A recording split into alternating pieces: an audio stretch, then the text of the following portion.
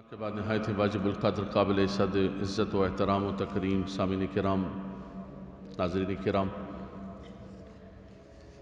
جمادی الثانی کی آج 22 تاریخ ہے اور آج کے دن کو نسبت ہے افضل البشر بعد الانبیاء بالتحقیق امیر المومنین سیدنا ابو بکر صدیق رضی اللہ تعالیٰ عنہ، یار غار و مزار، جن کی صحابیت قرآن ذیشان کے نص قطعی سے، نصوص قطعیہ سے جن کی صحابیت ثابت ہے، جن کو اللہ تبارک و تعالیٰ نے اس امت کے اندر وہ درجہ عطا فرمایا، وہ مقام عطا فرمایا جو کسی اور کو نہیں ملا ہے۔ آپ کے بچپن کے حوالے سے، آپ کی جوانی کے حوالے سے، آپ کے قبول اسلام کے حوالے سے، اور خاص طور پر وہ لمحات جو غار میں آقا دو جہاں صلی اللہ تعالیٰ علیہ وسلم کے ساتھ آپ نے گزارے، ان لمحات کو رب کائنات نے خاص طور پر قرآن کے اندر نقل فرمایا۔ یعنی آپ سوچیں کہ وہ کتنے مبارک لمحات، کتنی مبارک گھڑیاں ہیں کہ رب کائنات نے اس واقعے کو اپنے پاکیزہ کلام کے اندر خود درج فرمایا اور نقل فرمایا، اور قیامت تک کے مسلمانوں کے لیے ایک نشانی بن گئی کہ جو اللہ کے محبوب علیہ السلام کے محبوب یار غار نے جو قربانی دی ہے۔ مدینہ منورہ شریف کے اندر دیکھیں آپ، ہر مقام پر دیکھیں آپ، رب تبارک و تعالیٰ نے آپ کو اول ہی اول رکھا ہے۔ آپ کا نام محمد ہے، عبداللہ، آپ کا نام عبداللہ ہے، اور ابو بکر آپ کی کنیت ہے۔ آپ کے بیٹے عبد الرحمن وہ بھی صحابی رسول، محمد بن عبد الرحمن وہ بھی صحابی رسول، ابو قحافہ آپ کے والد وہ بھی صحابی رسول، یعنی آپ کی 4 نسلوں کو اللہ تبارک و تعالیٰ نے صحابیت کا مقام عطا فرمایا۔ اور نبی کریم صلی اللہ تعالیٰ علیہ وسلم نے جب اسلام کی دعوت دی تو ہر شخص نے کچھ نہ کچھ توقف کیا، کچھ نہ کچھ تأمل کیا، کچھ نہ کچھ سوچ بچار کی، یا اتنا کہا کہ میں مشورہ کرتا ہوں۔ لیکن ایک ذات ہے ابو بکر صدیق رضی اللہ تعالیٰ عنہ کی، کوئی تأمل نہیں کیا، کوئی توقف نہیں کیا، کوئی مشاورت نہیں کی، کسی سے پوچھنے کا نہیں کہا، سوچنے کا نہیں کہا، گویا کہ تیار بیٹھے ہوئے تھے۔ حضور نے دعوت دی اور بلا تأمل اسلام کو قبول فرما دیا۔ اور اس کو نبی کریم صلی اللہ تعالیٰ علیہ وسلم خود ذکر فرمایا کرتے تھے بڑے اہتمام کے ساتھ، اور آل مکہ سے خاص طور پر کہا کرتے تھے کہ میں نے تم پر اسلام کو پیش کیا اور تم نے اسلام کو جھٹلایا، ایک میرا ابو بکر ہے جو سب سے پہلے میرے ساتھ کھڑا ہوا۔ خواتین کے اندر سیدہ خدیجہ الکبریٰ، اور بچوں کے اندر مولا کائنات علی المرتضیٰ کرم اللہ تعالی وجہ الکریم، اور غلاموں کے اندر حضرت زید بن حارثہ۔ قرآن نے اس کو ذکر کیا کہ والذی جاء بالصدق وصدق بہ اولئک ھم المتقون، وہ ذات جو سچ کو لے کر آئی، صدق، سچ کو لے کر آئی، اور فرمایا وہ ذات جس نے سب سے پہلے اس سچ کی تصدیق کرنے والے سب سے پہلے سیدنا ابو بکر صدیق رضی اللہ تعالیٰ۔ صدیق کسے کہتے ہیں لغت کے اندر؟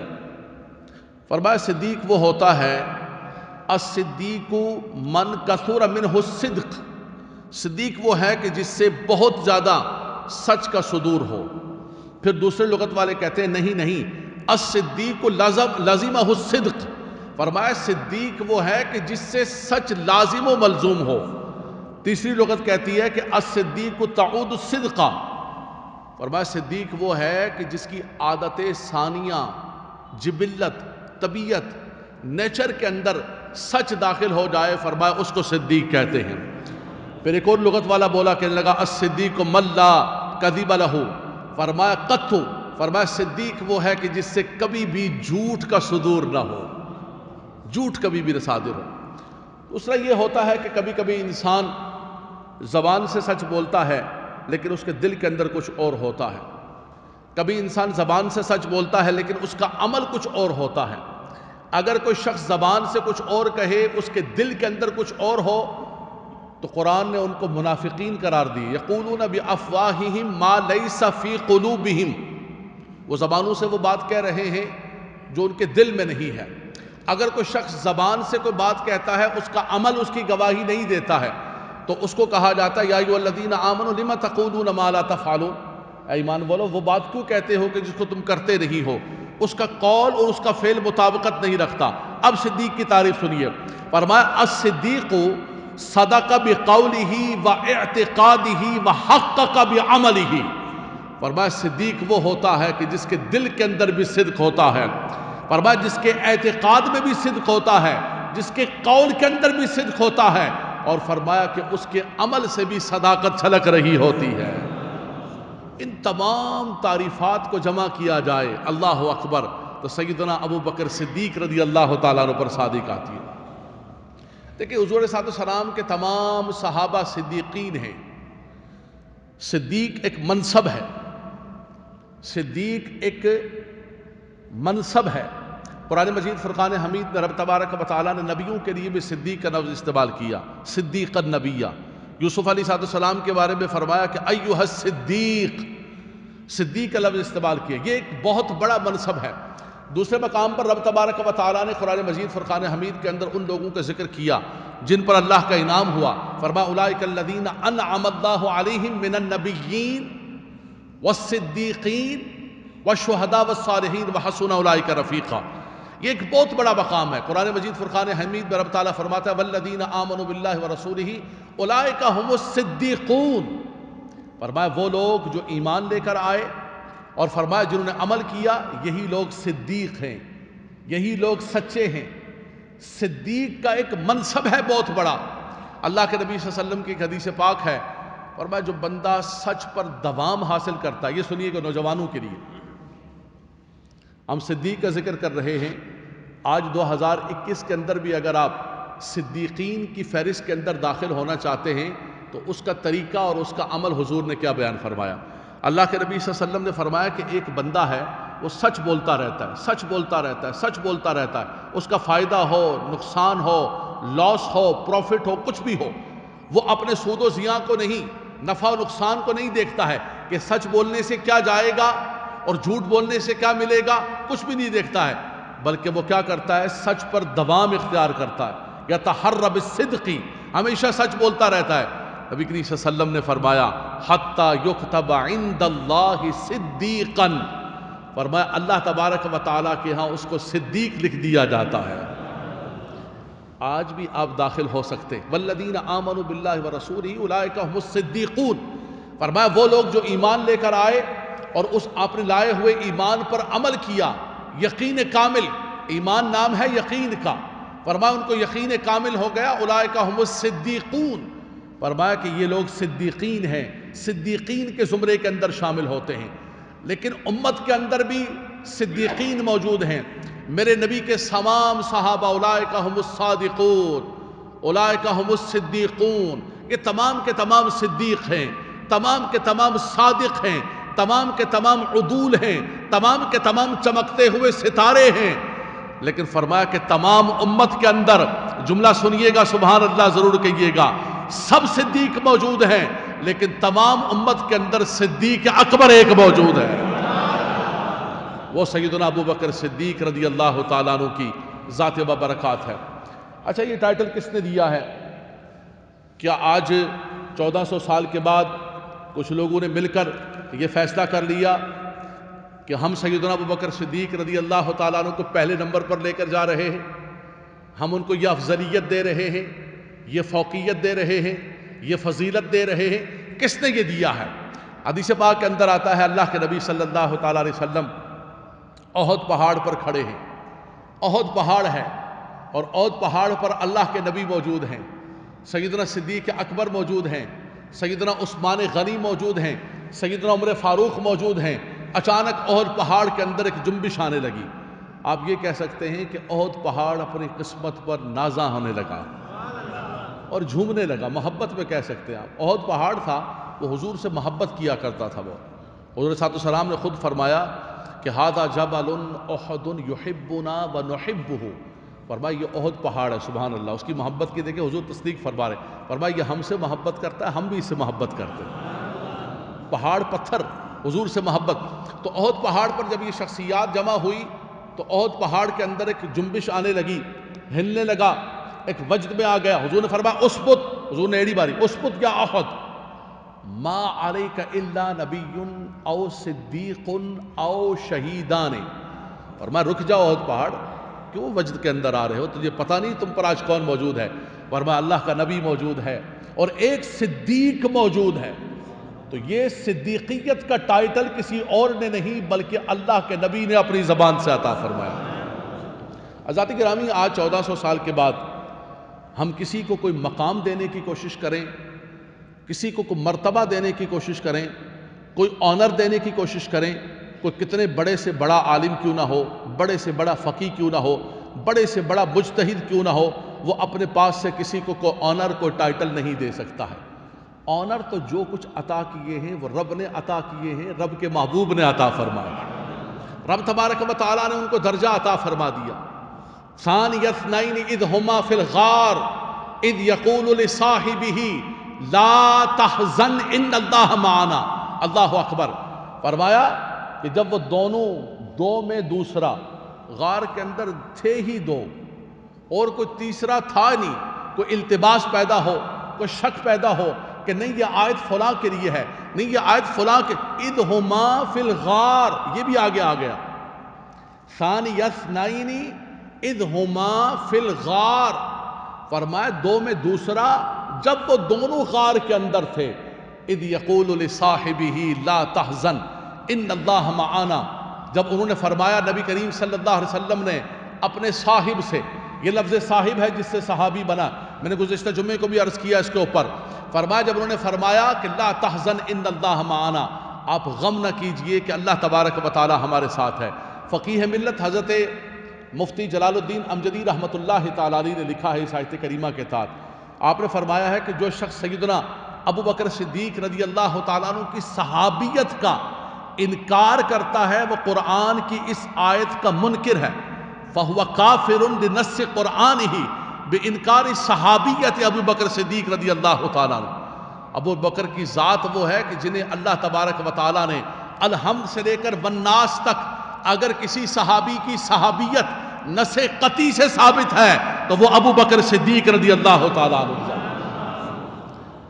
میرے سامنے قرآن کھلا ہوا ہے، اللہ کے نبی صلی اللہ تعالیٰ علیہ وسلم نے فرمایا میں نے سب کے سامنے اسلام کو پیش کیا، لیکن فرمایا کہ کسی نے کسی سے کوئی تأمل ہوا، کسی نے کہا کہ میں جواب دیتا ہوں، کسی نے کہا کہ میں بتاتا ہوں، لیکن فرمایا ایک میرا ابو بکر ہے کہ جس نے سب سے پہلے اسلام کو قبول کیا۔ فرمایا کہ یہی وجہ ہے کہ ابو بکر تم نے اسلام سب سے پہلے قبول کیا ہے۔ فرمایا کہ سنو، فرمایا جب میدان معشر ہوگا وہ بھی بڑا عجیب و غریب قسم کا منظر ہوگا۔ اول من تنشق عنہ الارض، فرمایا سب سے پہلے میری قبر انور کو شق کیا جائے گا، ثم ابو بکر ثم عمر ثم عطا اہل البقیع فیحشرون معی ثم انتظر اہل المکہ۔ فرمایا کہ ہم سب سے پہلے میری قبر کی زمین کو شق کیا جائے گا، میں اپنی قبر سے باہر آؤں گا، اس کے بعد اگر کوئی ثانی ہوگا تو میرا ابو بکر ہوگا۔ ثانی اثنین، ثانی کہہ دیا نا قرآن نے، ثانی اثنین، ہر چیز کے اندر ثانی۔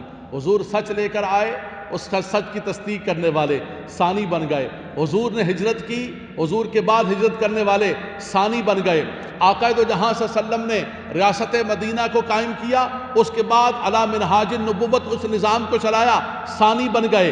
آقا دو جہاں صلی اللہ علیہ وسلم بدر میں ہیں، ثانی ابو بکر ہیں، احد میں ہیں، ثانی ابو بکر ہیں، خندق میں ہیں، ثانی ابو بکر ہیں، والذین معہ۔ فرمایا کہیں بھی دیکھ لو آپ، جہاں حضور ہوں گے وہاں ابو بکر نظر آئیں گے۔ اور یہ حضور کی محبت اور حضور کا پیار تھا کہ حضور مزار میں تشریف لے گئے تو ابو بکر کو ثانی بنا لیا۔ فرمایا کہ میدان معاشر کا خود حضور اپنی زبان سے بیان فرما رہے ہیں، فرمایا یہاں بھی ثانی ہوں گے۔ سب سے پہلے فرمایا کہ میں اپنی قبر انور سے باہر نکلوں گا، ثم ابو بکر، پھر ابو بکر نکلیں گے، ثم عمر، پھر عمر نکلیں گے، ثم عطا اہل البقیع، فرمایا پھر اہل بقی نکلیں گے اپنی قبروں سے، پھر فرمایا کہ ہم آگے بڑھیں گے فَيُحْشَرُونَ مَعِيَّ، یہ سب لوگ میرے ساتھ جمع ہوں گے، ثُمَّ أَنْتَظِرُوا أَهْلَ مکہ، فرمایا جنت معلیٰ کے جو قبرستان والے ہم ان کا انتظار کر رہے ہوں گے، وہ نکلیں گے اور ہم سب میدان معشر کی طرف جائیں گے۔ تو یہ بات صرف دنیا کی نہیں ہے، یہ بات صرف خلافت کی نہیں ہے۔ مولا کائنات علی المرتضیٰ کرم اللہ تعالی وجہ الکریم جب بیعت کرنے لگے سیدنا ابو بکر صدیق رضی اللہ تعالیٰ عنہ، اور یہ یاد رکھیے گا کہ مولا کائنات کون ہیں؟ وہ ہاشمی ہیں، اللہ اکبر، وہ حضور علیہ السلام کے چچا زاد بھائی ہیں، وہ شیر خدا ہیں۔ ایسا نہیں ہو سکتا کہ علی کے دل کے اندر کچھ اور ہو اور علی اپنا ہاتھ کسی اور طرف بڑھا دے۔ ارے یہ تو ابن علی نے یہ کام نہیں کیا، آپ نے یہ کام نہیں کیا، آپ کے بابا جان کیسے یہ کام کر سکتے تھے؟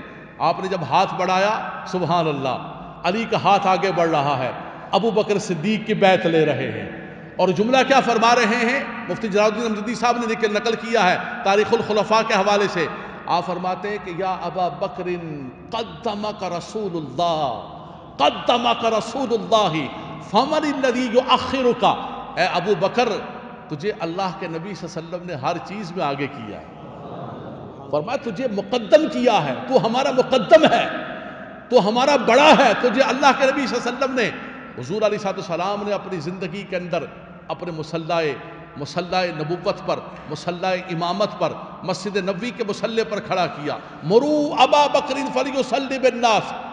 ایک موقع پر آقا دو جہاں صلی اللہ علیہ وسلم علالت کا زمانہ، باہر نہیں تشریف لا رہے، کوئی اور مصلی پر کھڑے ہونے لگے، حضور نے وہاں کھڑکی سے آواز دی، لا لا لا لا لا یأبی اللہ والمسلمین الا ابا بکر، فرمایا نہ اللہ قبول کرے گا نہ مسلمان قبول کریں گے ابو بکر کے سوا، فرمایا اس مصلی پر کھڑا ہوگا تو میرا ابو بکر کھڑا ہوگا۔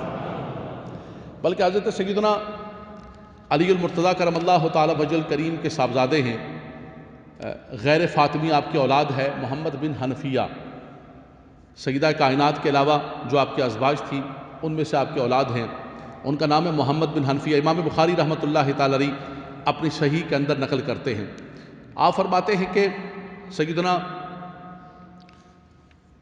محمد بن حنفیہ فرماتے ہیں کہ میں نے اپنے والد سیدنا علی المرتضیٰ کرم اللہ تعالی وجہ الکریم سے ایک مرتبہ پوچھا، کہتے ہیں فقلت لأبی، میں نے اپنے والد سے پوچھا، امام بخاری اپنی صحیح کے اندر نقل کرتے ہیں، فقلت لأبی، میں نے اپنے والد یعنی علی المرتضیٰ کرم اللہ تعالی وجہ الکریم سے پوچھا کہ اے میرے بابا جان یہ بتائیے کہ ای الناس خیر بعد النبی صلی اللہ تعالی علیہ وسلم، آج یہ فساد پھیلا رہے ہیں نا، تفضیلیت کا، باطنی ظاہری فلانا ٹمکانا، امت کے اندر شر، اہل سنت کے اندر فتنہ، تفضیلیت کا فتنہ، خارجیت و ناسبیت کا فتنہ، امت کو تقسیم کر رہے ہیں۔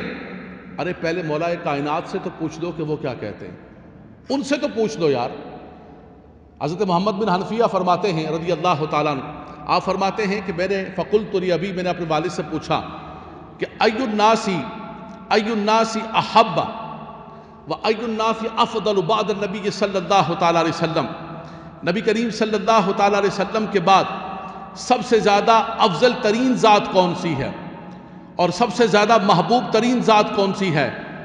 آپ نے فرمایا ابو بکر۔ سبحان اللہ، یہ مولا کائنات فرما رہے ہیں، جو آج مولا کائنات کو تفضیلیت دینے پر تلے ہوئے ہیں، وہ فرما رہے ہیں کہ حضور کے بعد اگر کوئی افضل ترین ذات ہے امت محمدیہ کے اندر، آج بھی پوری دنیا کے اندر جب خطیب خطبہ پڑھتا ہے تو یہی کہتا ہے کہ افضل البشر و افضل الناس بعد الانبیاء ابو بکر الصدیق رضی اللہ تعالیٰ عنہ۔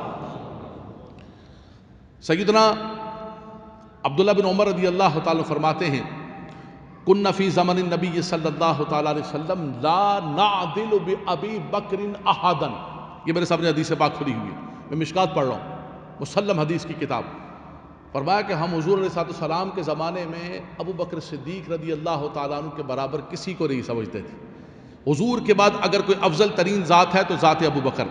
حضرت سیدنا عمر فاروق رضی اللہ تعالیٰ عنہ کا قول سنیے، آپ فرماتے ہیں قال ابو بکر سیدنا و خیرنا و احبنا الی رسول اللہ صلی اللہ تعالی وسلم، فرمایا ابو بکر تو ہمارے سردار و سید ہیں، سبحان اللہ فرما دیے، سیدنا و خیرنا و احبنا الی رسول اللہ، فرمایا ابو بکر تو ہمارے سید و سردار ہیں اور ہم میں بہترین ہیں، اور رسول خدا صلی اللہ تعالی علیہ وسلم کے سب سے زیادہ چہیتے اور پیارے ہیں۔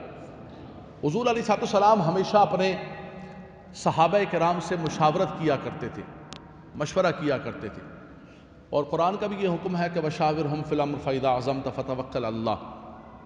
صحابہ کرام سے مشاورت کرتے، کئی امور کے اندر، بدر کے موقع پر دیکھیں آپ، احد کے موقع پر دیکھیں آپ، اور خاص طور پر صلح حدیبیہ کو جو موقع تھا بڑا اضطراب کا تھا۔ مشیر جو ہوتا ہے، مشیر کی بڑی اہمیت ہوتی ہے، ہر مقام پر حضور علیہ السلام اپنے صحابہ کرام سے مشورہ کیا کرتے تھے۔ بدر کے قیدیوں کے حوالے سے خاص طور پر کہ بدر کے اندر جب کفار قیدی ہوئے تو حضور نے صحابہ کرام سے پوچھا کہ بتاؤ کہ کیا کیا جائے، کسی نے کیا مشورہ دیا، کسی نے کیا مشورہ دیا، حضور نے سب کے مشورے کو سنا۔ سیدنا عمر فاروق رضی اللہ تعالیٰ عنہ جلالی طبیعت تھے، آپ نے مشورہ دیا کہ ہر آدمی کو قتل کیا جائے اور قتل بھی اس کا رشتہ دار کرے، جو اس کا رشتہ دار ہے مسلمان وہ کافر قیدی کو قتل کرے۔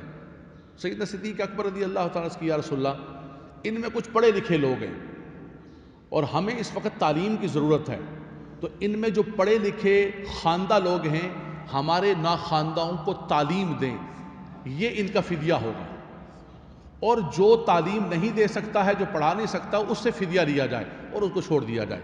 نبی کریم صلی اللہ علیہ وسلم نے سیدنا ابو بکر صدیق رضی اللہ تعالیٰ کے اس مشورے کو پسند فرمایا۔ حضرت سیدنا معاذ بن جبل فرماتے ہیں کہ جب مجھے یمن کی طرف بھیجنے لگے تو حضور نے صحابہ کرام سے مشورہ کیا کس کو بھیجا جائے، کیا کیا جائے، سب صحابہ کرام نے مشورہ دیا، لیکن نبی کریم صلی اللہ علیہ وسلم کو سیدنا ابو بکر صدیق رضی اللہ تعالیٰ کا مشورہ پسند آیا، اور یہ بہت خوبصورت معجم الکبیر کے اندر حدیث پاک ہے۔ حضور صلی اللہ علیہ وسلم نے ایک جملہ فرمایا کہ میرا ابو بکر جب بھی کوئی مشورہ دیتا ہے تو صائب الرائے ہوتا ہے، مصیب الرائے اس کا مشورہ ہوتا ہے، وہ خود مصیب الرائے ہے۔ فرمایا کہ رب تبارک و تعالیٰ پسند ہی نہیں کرتا کہ میرا ابو بکر خطا کرے۔ یہ معجم کبیر کی میں روایت پڑھ رہا ہوں۔ تو نبی کریم صلی اللہ علیہ وسلم کے صحابہ کرام سے جب مشورہ لیا، حدیبیہ کے مقام پر بڑا اضطراب، سیدنا عمر فاروق اتنے پریشان کہ یہ کیسا معاہدہ ہو رہا ہے، ہم دب کے معاہدہ کر رہے ہیں، لیکن ایک سیدنا ابو بکر صدیق رضی اللہ تعالیٰ عنہ کے ذات آپ کھڑے تھے، سب کو تسلی دے رہے تھے کہ اللہ کے نبی صلی اللہ علیہ وسلم جو فیصلہ کر رہے ہیں ہم نے سر کو جھکا دینا ہے، ہمیں کچھ بھی نہیں پتا ہے، ہمیں کچھ بھی نہیں۔ وہ کفار نے کہا نا کہ تیرے یار نے کہا راتوں رات، کہا یہ کیا بات کرتے ہو، کون سی مسجد اقصیٰ اور کون سا سدرہ، وہ تو ہمیں اس سے آگے کی روزانہ خبریں دے رہے ہوتے ہیں، تم یہ بحث کر رہے ہو انی اصدقہ بابعد من ذلک، وہ اس سے بھی دور اور بعید بات کریں۔ فرمایا ہمیں نہ جنت کا پتہ، نہ دوزخ کا پتہ، نہ رحمان کی معرفت تھی، یہ معرفت دی ہے تو حضور نے عطا فرمائی۔ یہ صدیق اکبر رضی اللہ تعالیٰ کی تصدیق ہے، آپ کا ایمان ہے، اور ہر چیز کے اندر آپ مقدم ہوا کرتے تھے، ہر چیز کے اندر۔ مولا کائنات علی المرتضیٰ کرم اللہ تعالیٰ وجہ کریم فرماتے ہیں، فرمایا میں نے ایک بڑا عجیب و غریب قسم کا منظر دیکھا بدر کے میدان میں، کہا کہ لوگ مجھے کہتے ہیں کہ علی تم بہت بہادر ہو، بلکہ کسی نے پوچھا بھی کہ یا علی آپ کو اللہ نے بڑی شجاعت عطا فرمائی ہے، بڑا اللہ نے، اسد اللہ ہیں آپ، اللہ کے شیر ہیں، فاتح خیبر ہیں، آپ فرمائیے کہ آپ کے اندر آپ کس کو بہادر سمجھتے ہیں؟ آپ نے فرمایا کہ میں تو سمجھتا ہوں کہ ابو بکر جیسا بہادر کوئی نہیں۔ کہ کون فرما رہے ہیں؟ مولا کائنات کی روایت۔ فرمایا کیا وجہ ہے؟ فرمایا بدر کی رات ایسا ہوا کہ جب ایک عریش بنایا گیا اور اس عریش کے اندر یہ طے کیا کہ نبی کریم صلی اللہ علیہ وسلم صبح جب جنگ شروع ہوگی تو حضور یہاں تشریف فرما ہوں گے۔ اب مسئلہ یہ تھا کہ کچھ بھی ہو سکتا تھا، اس عریش کا اور اس چھپڑے کی حفاظت کون کرے گا؟ فرمایا جیسے بنا اور ہم مشاورت کرنے لگے کہ کون حفاظت کرے گا، فرمایا خدا کی قسم ہم ابھی کچھ سوچ ہی رہے تھے کہ ابو بکر نے سب سے پہلے ہاتھ اٹھا دیا کہ یا رسول اللہ میں حفاظت کروں گا، میں کھڑا ہوں گا یہاں پر اور تنہا مقابلہ کروں گا دائیں بائیں سے آنے والے تیروں اور تلواروں، اور میں آپ پر اپنی جان کو قربان کر دوں گا لیکن آپ کی حفاظت کروں گا۔ مولا کائنات فرماتے ہیں کہ خدا کی قسم میں نے اس دن دیکھا کہ ابو بکر تجھے خدا نے کتنا جگرا دیا، کتنی شجاعت عطا فرمائی ہے۔ کسی نے پوچھا سیدنا عمر فاروق رضی اللہ تعالیٰ عنہ سے کہ اللہ نے آپ کو بڑا مقام عطا فرمایا، آپ مراد رسول ہیں، بڑی زندگی کے اندر آپ نے کارنامے کیے ہیں۔ فرمایا میں تو کہتا ہوں کہ میری زندگی کی ساری حسنات کو میرا بھائی ابو بکر لے لے۔ میں اپنی زندگی کی ساری نیکیاں، 3 بر اعظموں پر حکومت کی ہے، اسلام کی سلطنت کو اٹھا کر کہاں لے گئے؟ مراد رسول ہیں، دعائے رسول ہیں، لیکن فرماتے ہیں کہ میں تو کہتا ہوں کہ میری زندگی کی ساری نیکیاں میرا بھائی ابو بکر لے لے، میں ہبہ کرتا ہوں۔ صرف وہ جو غار کے اندر حضور کے ساتھ لمحات گزارے ہیں، وہ جو خدمت کی ہے، اللہ اکبر، وہ جو اٹھا کر لے گئے ہیں، وہ جو وہاں ادب و احترام و تعظیم کی ہے، یار انسان کسی کا کتنا ادب کرتا ہے، کتنی تعظیم کرتا ہے، کتنا پیار کرتا ہے۔ یہاں سانپ ڈنک پہ ڈنک مار رہا ہے، کوئی چونٹی نہیں کاٹ رہی ہے، کوئی مچھر نہیں کاٹ رہا ہے، سانپ جو انسان کو ڈنک مارے زہر پھیل جاتا ہے، وہ ڈنک پہ ڈنک، ایک ڈنک نہیں ڈنک پہ ڈنک مار رہا ہے۔ حدیث رسول میرے سامنے کھلے ہوئی ہے کہ لم یتحرک، سیدنا ابو بکر صدیق رضی اللہ تعالیٰ عنہ حرکت بھی نہیں کر رہے ہیں۔ فرمایا کیوں حرکت نہیں کر رہے ہیں؟ کیوں اتنا سکوت ہے؟ وجہ کیا ہے؟ فرمایا مخافت ان ینتبہ رسول اللہ صلی اللہ علیہ وسلم، اس خوف سے کہ میرے آقا کی نیند نہ خراب ہو جائے۔ حضور کا ادب تو حضور کا ادب ہے، حضور کی ذات تو حضور کی ذات ہے۔ حضور علیہ السلام کی نیند کے لیے، حضور کے آرام کے لیے سانپ کے ڈنک پر ڈنک برداشت کر رہے ہیں۔ سیدنا عمر فاروق فرماتے ہیں میں تو کہتا ہوں کہ میری زندگی کی ساری نیکیاں لے لے میرا بھائی ابو بکر، اور مجھے وہ غار والی نیکی عطا کر دے۔ اور پھر جانا مدینہ منورہ شریف کے اندر ہے، حضور علیہ السلام چاہتے تو پتھر پھینکتے، مٹی پھینکتے، کچھ بھی نظر نہیں آتا۔ 3 دن اور 3 راتیں غار کے اندر، پھر چل پڑے دائیں بائیں چلتے چلتے۔ مدینہ منورہ شریف کے اندر جب پہنچے تو کیفیت یہ تھی کہ سیدنا ابو بکر صدیق رضی اللہ تعالیٰ عنہ کا چہرہ، حضور علیہ السلام کی نبوت اور برکت ان کے اوپر اتنا اس کی روشنی پڑی اور اتنا نور پڑا کہ آپ عکس نبی بن گئے۔ پتہ نہیں چل رہا لوگوں کو پتہ نہیں چل رہا کہ کون ابو بکر ہے اور کون رسول خدا صلی اللہ علیہ وسلم ہے۔ اتنی مشابت ہو گئی، 3 دن اور 3 رات غاروں میں رہے۔ فوراً سیدنا ابو بکر صدیق رضی اللہ تعالیٰ نے ایک رومال پکڑا، ایک چادر پکڑی اور حضور کے سر پر رکھ لیا، کہنے لگے یہ غلام ہے اور یہ میرے آقا ہے۔ اللہ اکبر، اللہ اکبر۔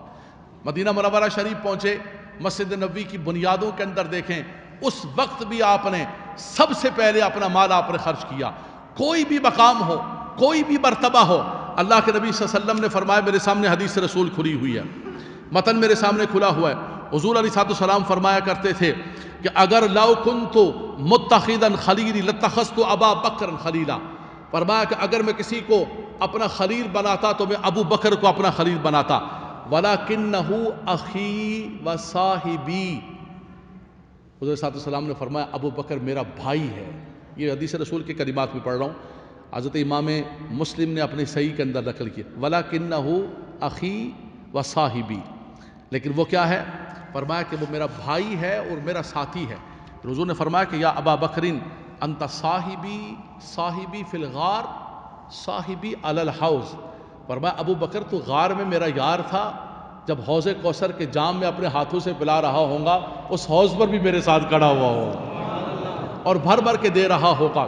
فرمایا اس کے بعد جب جنت کا دروازہ کھلے گا، فرمایا کہ میرے پاس جبریل آئے، اتانی جبریل آئے فاخذ بیدی، اور میرا ہاتھ پکڑا، فارانی باب الجنہ، اور مجھے دکھایا جنت کا دروازہ، یدخل من امتی، میری امت داخل ہو رہی تھی، اور فرمایا کہ یا ابا بکر اول من يدخل الجنت، فرمایا میں نے دیکھا کہ جنت کے اندر سب سے پہلے میرا ابو بکر داخل ہو رہا۔ تو اللہ تبارک و تعالیٰ نے سیدنا ابو بکر صدیق رضی اللہ تعالیٰ عنہ کو وہ مقام عطا فرمایا، وہ مرتبہ عطا فرمایا، اور پھر نبی کریم صلی اللہ تعالیٰ علیہ وسلم کے وصال و پردہ فرمانے کے بعد جب ایک فتنے پیدا ہونے لگے، مانعین زکوٰۃ پیدا ہو گئے، مسیلمہ کذاب پیدا ہو گیا، ادھر جو ہے نبوت کے دعویٰ کرنے والے کھڑے ہو گئے اور ادھر جو ہے وہ زکوٰۃ کا انکار کرنے والے کھڑے ہو گئے، ادھر فتنے اور فساد کھڑے ہو گئے۔ اس وقت اگر امت کو کسی نے سنبھالا ہے تو وہ سیدنا ابو بکر صدیق رضی اللہ تعالیٰ عنہ کی ذات مبارکات ہے۔ رب تبارک و تعالیٰ نے آپ کو وہ مقام، وہ مرتبہ عطا فرمایا، اور حضور علیہ السلام کے پردہ فرمانے سے چند گھڑیاں پہلے ایک جیش اسامہ کا لشکر حضور نے روانہ کیا۔ سیدنا اسامہ بن زید حارثہ رضی اللہ تعالیٰ عنہ، جیسے وہ تھوڑا قریب پہنچا تو پتہ چلا حضور کا وصال ہو گیا۔ لوگوں نے کہا کہ اب اس لشکر کو نہ بھیجیں آپ نے فرمایا نہیں نہیں نہیں نہیں نہیں، میرے دشمن داخل ہو جائیں اور میرے جسم کی بوٹیاں ہو جائیں، وہ جانور کھا جائیں، کچھ بھی ہو جائے، لیکن جس پرچم کو میرے آقا نے بلند کیا ہے میں اس پرچم کو نیچے نہیں ہونے دوں گا۔ یہ محبت تھی کمال، یہ تعظیم تھی، یہ ادب تھا، یہ پیار تھا، اللہ اکبر، کہ حضور علیہ السلام کے لیے اپنا تن من دھن، اپنا مال، اپنی اولاد، اپنا وطن، کاروبار، یہاں تک کہ اپنی جان حضور کے لیے قربان فرما دی۔ اور پھر اللہ کے نبی صلی اللہ علیہ وسلم، وہ تو جن کے ساتھ ان کے ساتھ وفا کی جائے تو پھر وفاؤں کا بدلہ وفاؤں کے ساتھ دیتے ہیں۔ حضور علیہ السلام نے پھر کیا مرتبہ عطا فرمایا کہ آج کوئی مواجہ شریف کے سامنے کھڑا ہوتا ہے، یعنی سیدنا ابو بکر صدیق کی بارگاہ میں جانے کے لیے مصطفیٰ کی بارگاہ میں پہلے جانا ہوگا۔